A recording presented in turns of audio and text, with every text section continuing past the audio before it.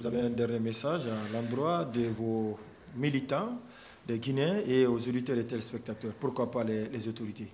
Oui, alors, ce qu'il y a, nous sommes en crise.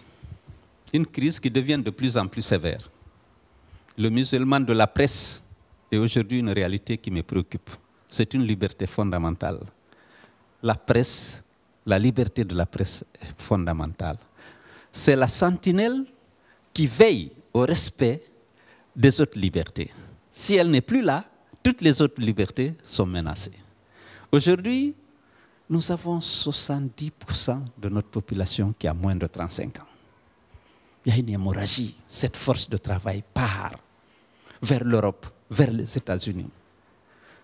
C'est une crise parce qu'elle n'a plus confiance. Parce qu'il n'y a pas de perspective, il n'y a pas d'emploi. Pas d'espoir. Il faut qu'on prenne conscience. Ça menace l'existence de notre pays. Il y a une crise de confiance entre les gouvernants et les gouvernés.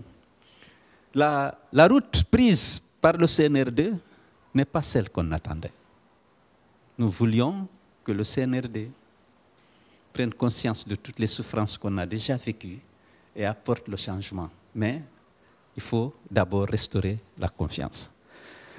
Si ce n'est pas le cas, il faut que les Guinéens se mobilisent. Parce qu'il y a eu beaucoup d'acquis.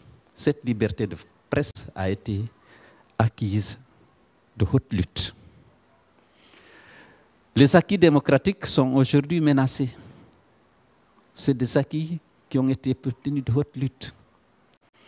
Aujourd'hui, les autorités n'ont pas de garde pour la vie des citoyens. On est déjà 36 morts, abattus,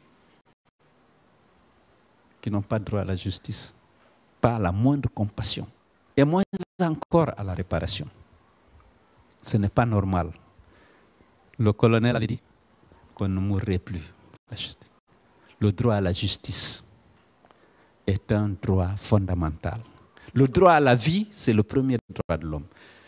Mais je suis convaincu que si on ne se mobilise pas, vous, les syndicalistes, la société civile, les partis politiques, pour exiger la protection des acquis, je pense que la liberté de la presse, la liberté tout court, les acquis démocratiques risquent d'être perdus. Il faut qu'on se mobilise pour lutter pour la préservation de ces acquis et pour assurer un meilleur avenir à nos enfants. Merci à vous, Elhadji Seydou Dalein Diallo. Je rappelle que vous êtes le président de l'UFDG, l'Union des forces démocratiques de Guinée. Merci à Lamine Moïma Sissé, merci également à Boubacar Sansobari. À vous, auditeurs et téléspectateurs, merci de votre aimable attention. On se reprendra pour un autre numéro. Portez-vous bien.